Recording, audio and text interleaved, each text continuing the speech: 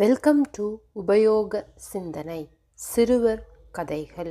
தலைப்பு நிழல். வீடியோவை ஸ்கிப் பண்ணாமல் கடைசி வரைக்கும் பாருங்கள். கதை இன்ட்ரெஸ்டிங்காக இருக்கும், கேளுங்க. பச்சை மலையில் வளர்ந்தான் சிறுவன் மணி. பின் தாயுடன் பட்டணத்திற்கு வந்தான். இருவரும் உறவினர் வீட்டில் தங்கினர். வீட்டின் வெளிப்புறத்தில் பெரிய தோட்டம் இருந்தது. அதை கண்டு மகிழ்ந்தான் மணி. தோட்டத்தில் வெயிலில் நடந்தான் மணி.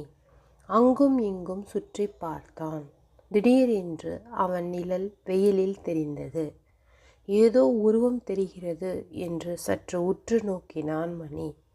அதை கண்டு வியப்பில் ஆழ்ந்தான் மணி. அதுவரை நிழலை அதிகமாக கவனித்தது இல்லை. நிழலில் சிறுவன் உருவத்தை கண்டபோது மகிழ்ச்சியாயிருந்தது. அதையே ஆச்சரியத்துடன் கண் சிமிட்டாமல் பார்த்தபடி இருந்தான். மணிக்கு ஒரு ஆசை வந்தது. தனக்கு பிடித்த உருவத்தை துன்புறுத்தி பார்க்க விரும்பினான்.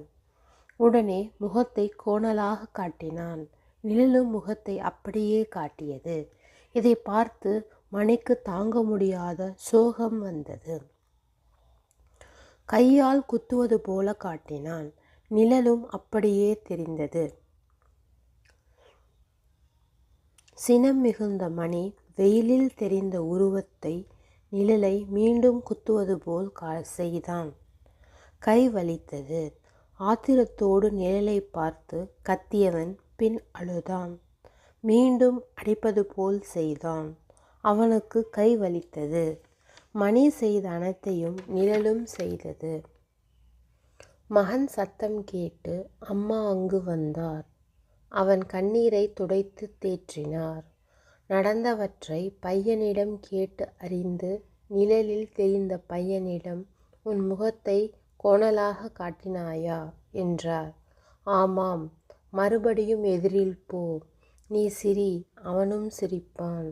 உன் கையை நீட்டு, அவனும் நீட்டுவான். நீ சினம் கொள்ளாதே, அவனும் சினம் கொள்ள மாட்டான் என்று சொன்னார் அம்மா. அதன்படி செய்தான் மணி. வெயிலில் தெரியும் நிழலும் அப்படியே செய்தது. அதை கண்டு பெருமகிழ்ச்சி அடைந்தான் மணி. நாம் செய்யும் நன்மை தீமைகள் நமக்கே திரும்பி வரும். இதை புரிந்து கொள் என்று கூறினாள் அம்மா. புரிந்து கொண்டு தலையாட்டினான் மணி. நல்ல எண்ணங்கள் வாழ்வில் நல்ல மாற்றத்தை தரும். சூரிய ஒளியில் வெயில் ஏற்படும். வெயிலில் நாம் நடந்தால் நமது உருவம் சூரிய ஒளியில் நிழலாக தெரியும். நாம் என்ன செய்கிறோமோ அது அப்படியே நிழலாக தெரியும் என்று கூறி மேலும் விஞ்ஞான ரீதியாக புரிய வைத்தாள். இது இயற்கை என்றும் கூறினாள் அம்மா. இயற்கை அதிசயத்தை வியந்தான் மணி. முடிவுற்றது. சரிங்களா? இந்த கதை உங்களுக்கு புரிந்திருக்கும் என்று நினைக்கிறேன். இந்த கதை உபயோகமாக இருந்தால் லைக் பண்ணுங்கள், ஃபேமிலி அண்ட் ஃப்ரெண்ட்ஸுடன் ஷேர் பண்ணுங்கள், மறக்காமல் சப்ஸ்கிரைப் பண்ணுங்கள். அடுத்து வரும் எமது கதைகளையும் கேட்டு மகிழுங்கள். நன்றி. சுபம்.